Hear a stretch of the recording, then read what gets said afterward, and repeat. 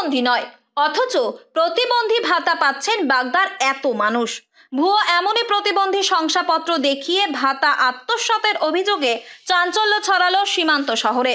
তদন্তের দাবি জানাচ্ছেন সাধারণ মানুষজন। অভিযোগ, এই কাজে জড়িয়ে বাগদা ব্লকের একাংশের অসাধু কর্মী। ইতিমধ্যে বিষয়টি নিয়ে জেলা শাসকের কাছে লিখিত অভিযোগও দায়ের করা হয়েছে বলেও জানা গিয়েছে।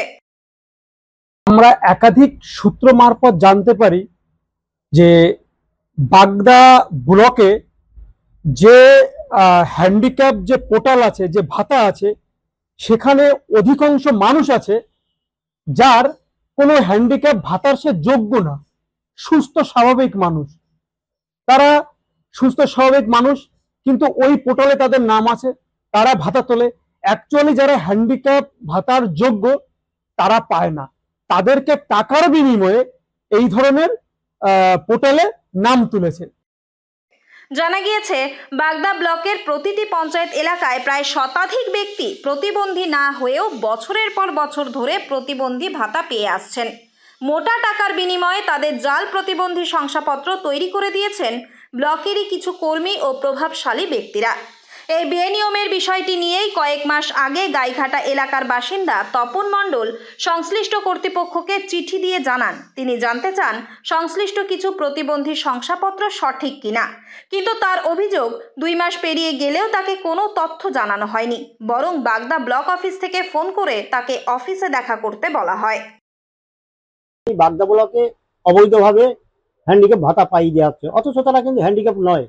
এরকম 17 জনের একটা লিস্ট আমার কাছে আসে। আমি তখনই জানলাম যে এইরা তো সবল, এ তো সুস্থ মানুষ। যখনই আমার মধ্যে সন্দেহ হয়, তখনই আমি আরটিআর মাধ্যমে এসডিওর কাছে আমি তথ্য জানতে চেয়েছিলাম 17 জনের নামের তালিকা দিয়ে।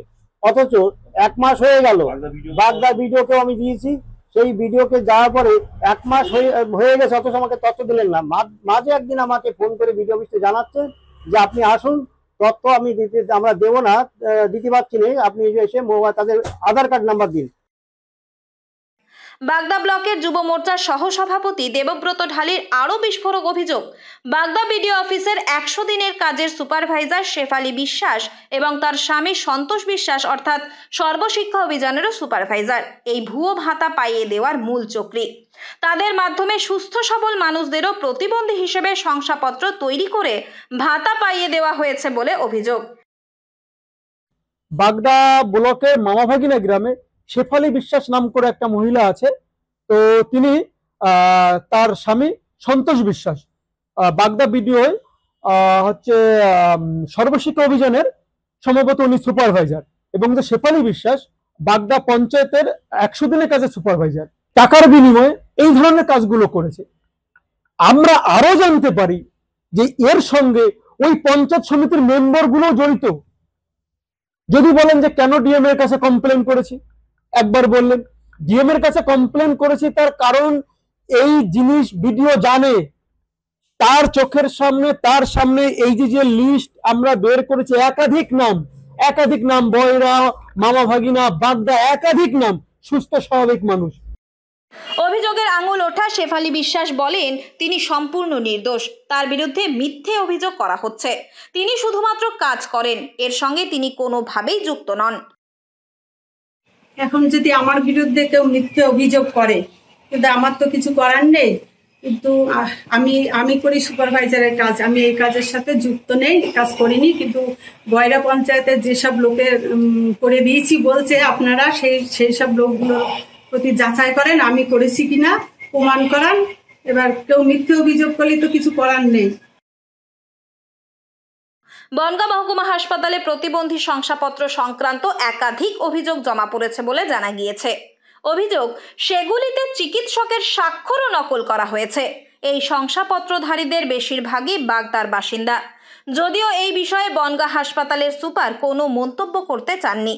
ঘটনার পরিপ্রেক্ষিতে বাগদা পঞ্চায়েত সমিতির সভাপতি পরিতোষ সাহা জানান,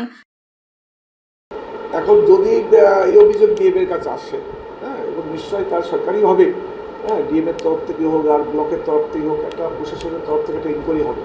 ইনকোয়ারি হয়ে যদি সত্যিকারের জাল হয় সেটা বাদ যাবে। আমরা তৃণমূল কংগ্রেস যারা করি, আমরা দুর্নীতিতে বিশ্বাসী, ন্যায্যের পক্ষে আছি। এই ঘটনার রীতিমতো তোলপাড় প্রশাসনিক মহলে। তদন্ত শুরু হলে আরও বিস্ফোরক তথ্য সামনে আসার আশঙ্কা করছেন এলাকাবাসীরা। উত্তর 24 পরগনা থেকে রুদ্র নারায়ণ রায়ের রিপোর্ট, লোকাল 18 বাংলা।